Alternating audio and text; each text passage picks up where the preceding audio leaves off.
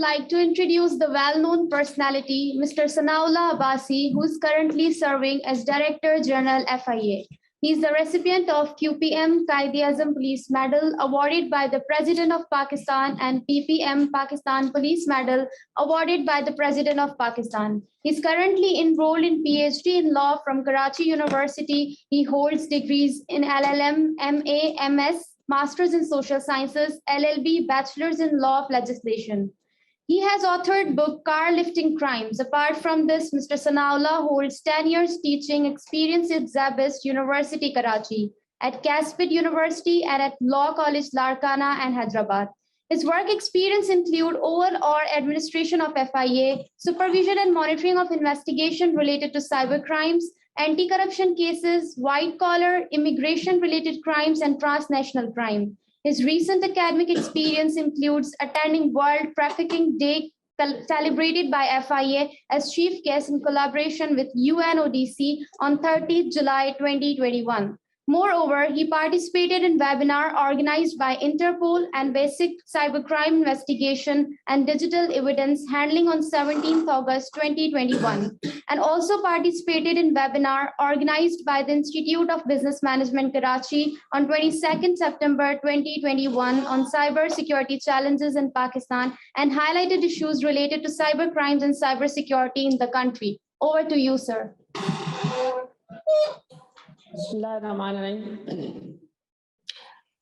I am very thankful to the Vice Chancellor and the faculty of IBA Sakhar that they have invited me to have some sort of a discussion with you people. I have a very long-standing relationship with IBA Sakhar because I am from that area. I belong to Larkana.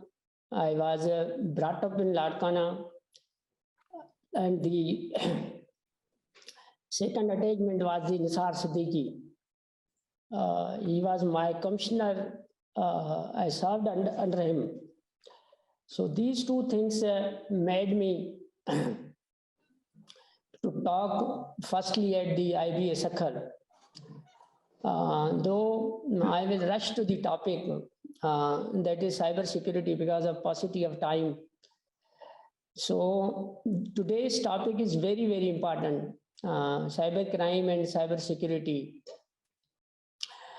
As you know, cyber security or cyber crime, these are two different terms.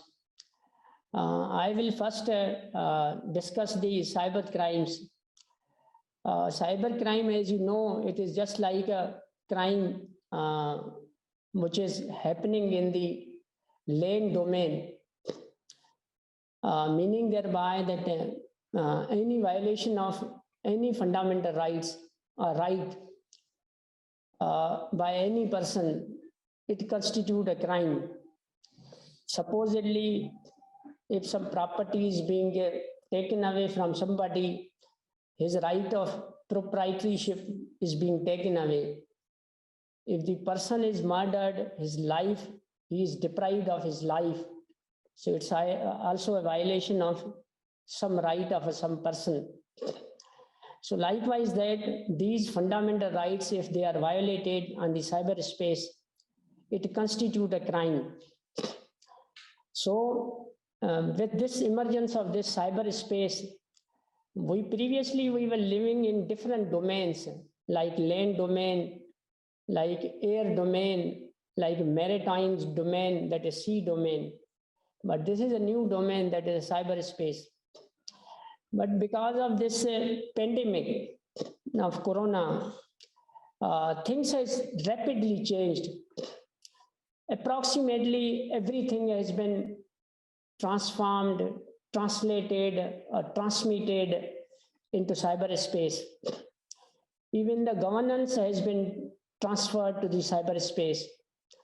Financial activity has been transferred to the cyberspace. Therefore, the social contract, which is guided by constitution or the law, that I will call it that there must be some social contract within the cyberspace. that what are the rights of a person, and deviation from the rights of those for these people, they will constitute a crime, like in land domain. Therefore, it's very, very important that there must be some social contract in the cyberspace. Okay, what we can do, what we cannot do. So there are some very good things of cyberspace. Facilitate information flood, so many things which I call it a positivity, but there are so many negativities as in a land domain is being brought about. Therefore, the enforcement of these rights in cyberspace are very important. Supposedly, there may be some fraud on this cyberspace. There may be some defamations in cyberspace. Maybe a facilitation of terrorism in cyberspace. Maybe a pornography in cyberspace. And finally, if you extend the argument, the cyber attacks in cyberspace. So all these, in addition to other things, these constitute the cyber crimes. They must be contained, they must be prevented because it has a negativity. These cannot be allowed to continue in the cyberspace. So this is very important. So because of these things, law has been promulgated, meaning thereby that the state has a responsibility to enforce these rights, containing the crime, preventing the crime, enforcing the rights of the victims.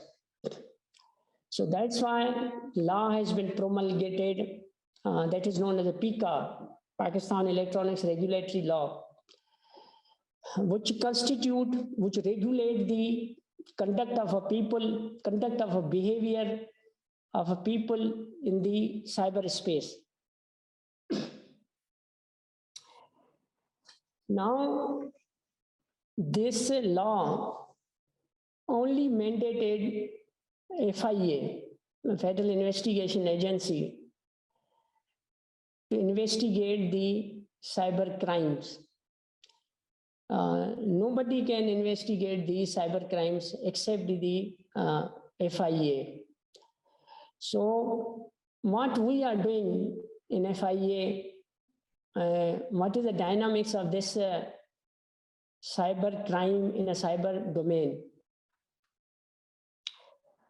Number one, this is important because we are now entering into the human domain. They directly relates to you people. If anything happens to anybody, if crime is committed against anybody online and in cyberspace, there are so many modes of receiving the complaints to us. Number one is online. Anybody can approach the FIA through emails. Anybody can approach the FIA through walk-in. Anybody can approach the FIA through this docs, meaning the correspondence, through postal. And these are the modes of receiving by us the complaints. Number two, there is one aspect of cyber patrol. I can explain the cyber patrol in sync with what is going on in the land domain.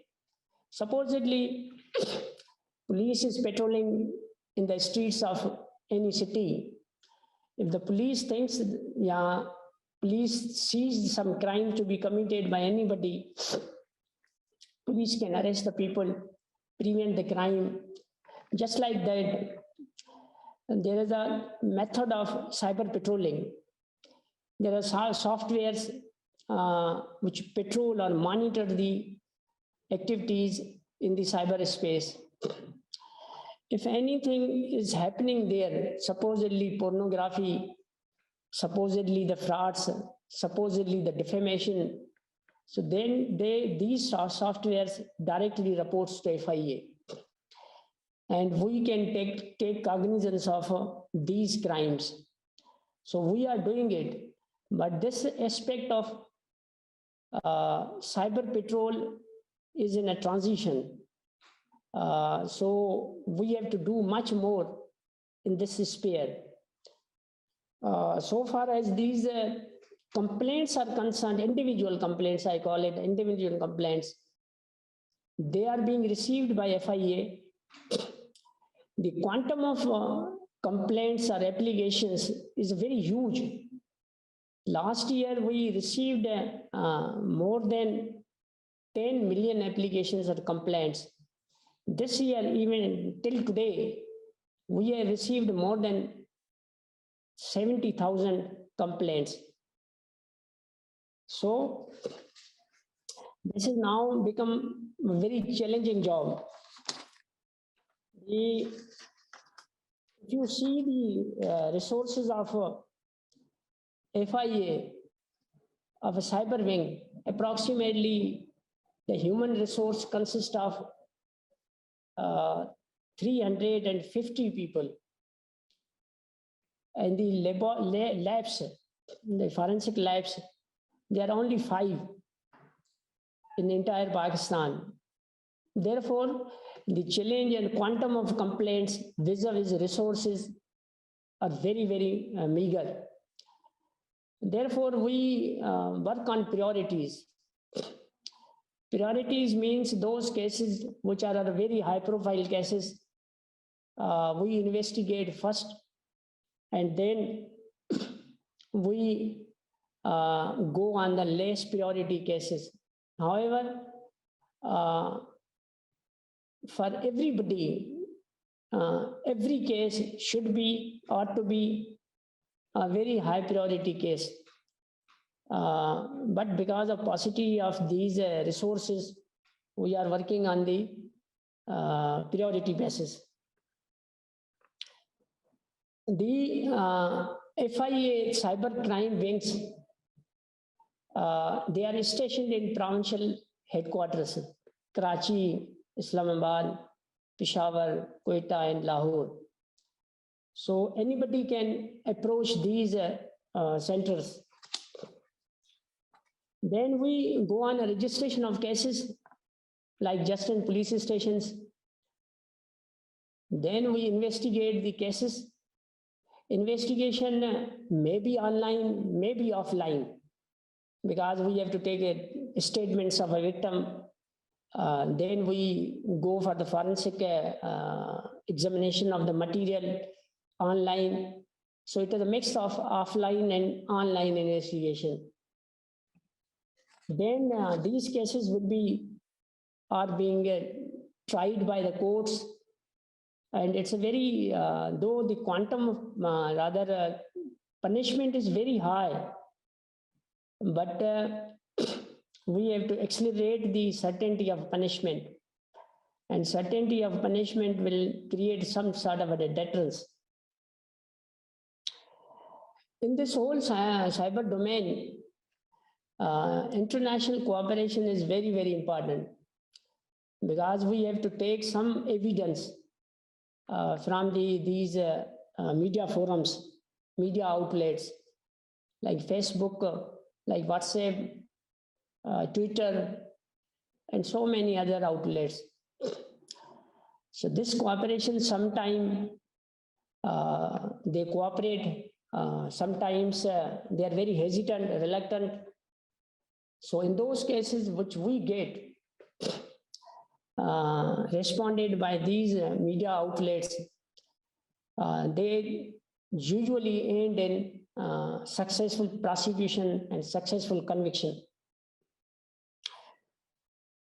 This PICA, the law, which has been promulgated by the legislators, it's a new law. There are so many things to be changed in this law.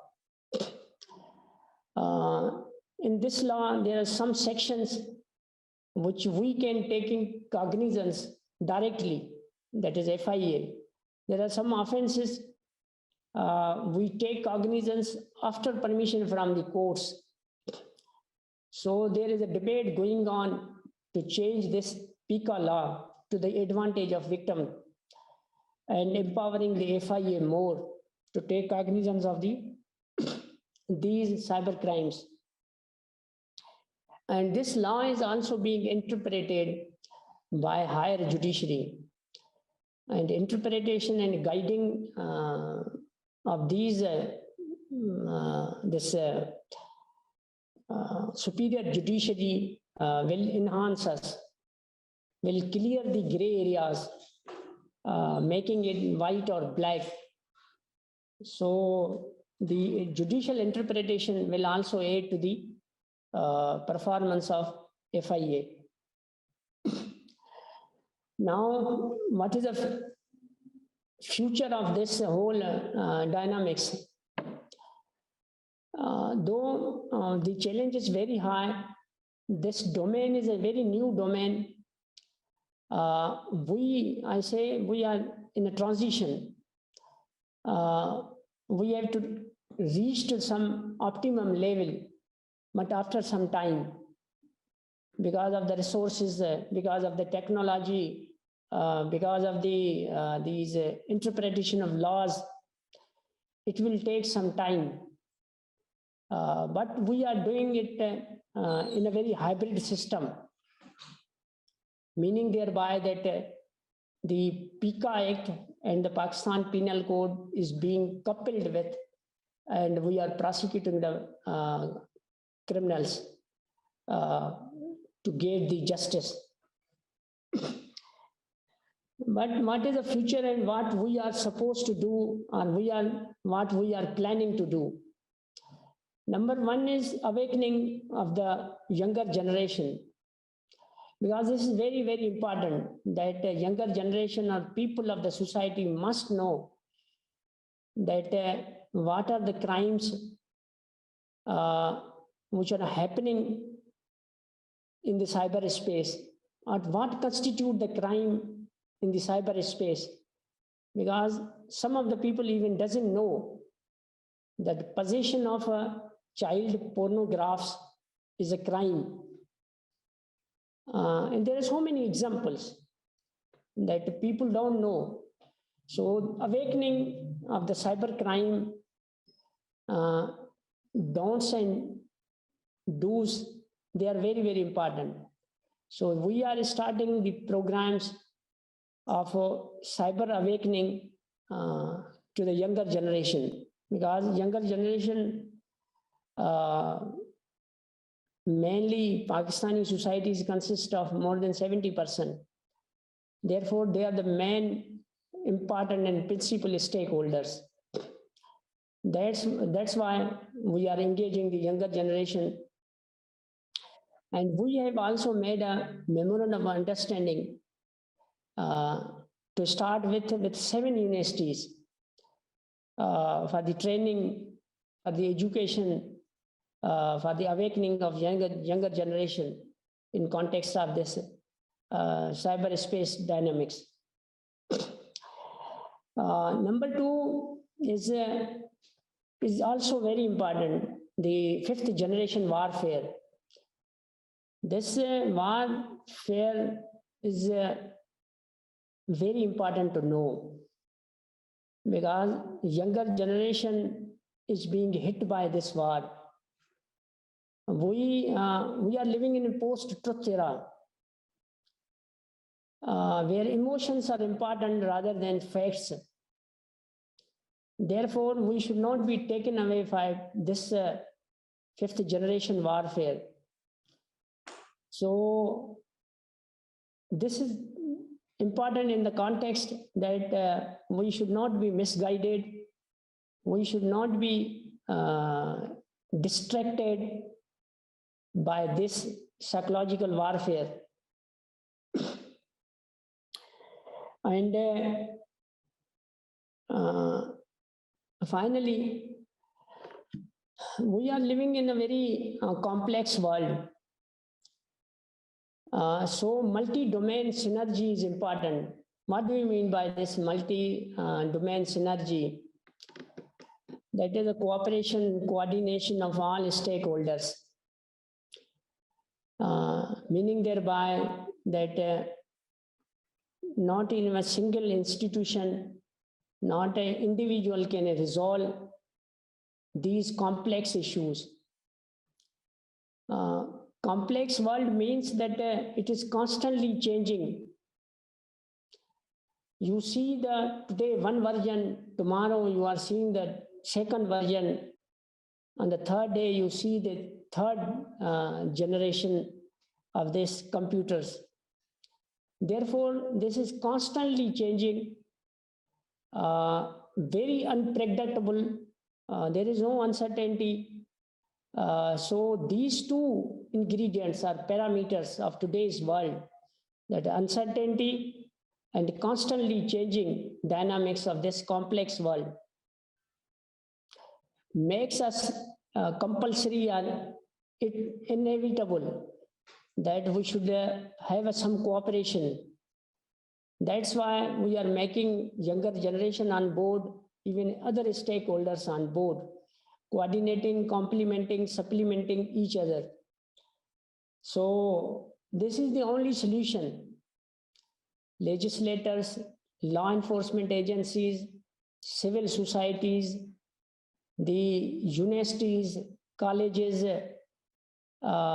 universities, I call it this strategic assets. So cooperation and coordination and complementing, the supplementing, synergy of all efforts, synergy of purpose is very important. So by this I will end my this talk with you. Thank you very much again. I have been told, probably I have been given some questions that I must respond to 2-3 questions. I think so. These are the, if anybody has another question or additional question, they are very welcome. I will try to respond. But these are the 3 questions that cyber security breach is one of the hot topics in Pakistan. What measures do you think that nation should take in order to make it efficient? I will explain that there are 2 terms. One is cyber security and other is cyber crime. These are two different two things. They are not synonymous, but they are related in any way. Cyber security relates to the prevention of cyber attacks on a mega scale. Cyber crime is only limited to the individual cases, where individual rights are being violated. So far as the cyber security is concerned, Pakistani government has formulated the first cyber security policy. And I will request all institutions to make the cyber audit by these apparatuses or technology. If you have some software, so you make an audit. What are the loopholes in the system?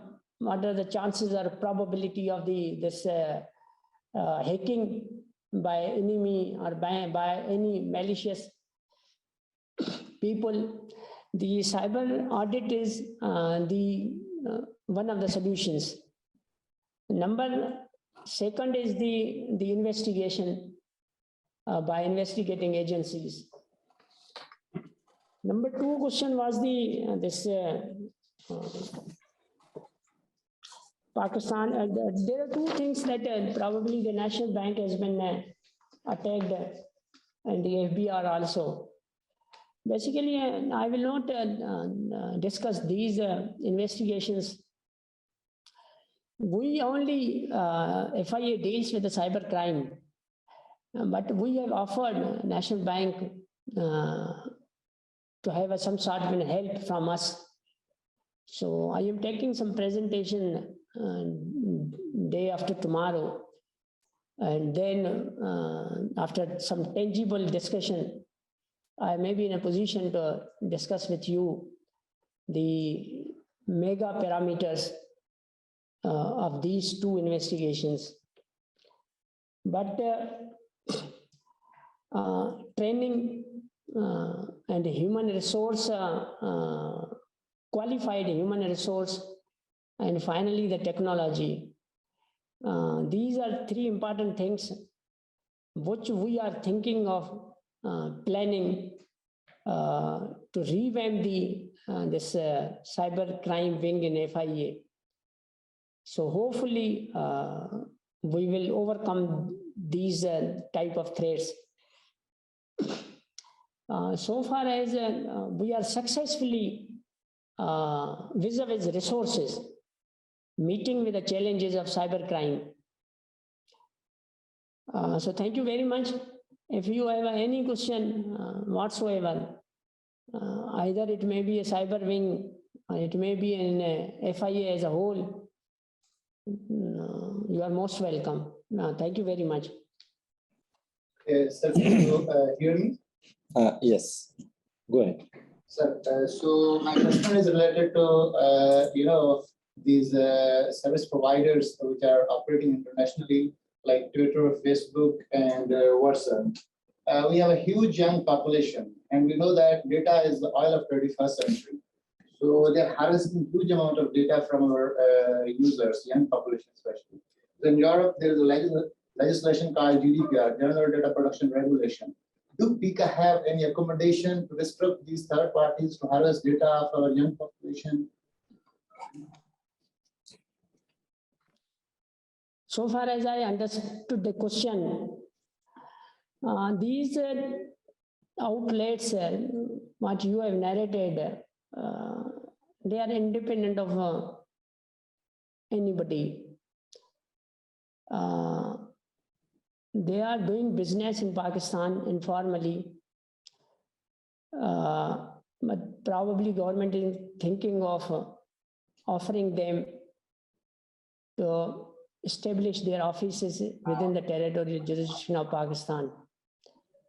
So government is trying to create some mistakes for these people, that they may become partners in the enforcement process.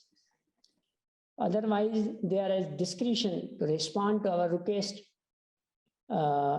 positively or negatively. The response of the Facebook is, I think, at a very higher level, and the response of the other outlets, it is less. So we are trying to engage these outlets, even in context of crimes. Supposedly in case of pornography, their response is very good. In case of defamation, the cooperation is less, and so on and so forth. But we are trying to engage these outlets through Interpol also, because by and large, these countries, they are signatory to the Interpol. And DGFIA, being in a DGFIA, is also an head of Interpol in Pakistan. So we are trying to engage these outlets through Interpol also. Let us see what happens, but international cooperation is inevitable because now the crime has become international. First it was a local, then it became a national, and finally it became a global. Even we are being feeded by some these entities from Western countries, and we are catching the culprits, particularly in context of pornography in Pakistan. So let us see what happens.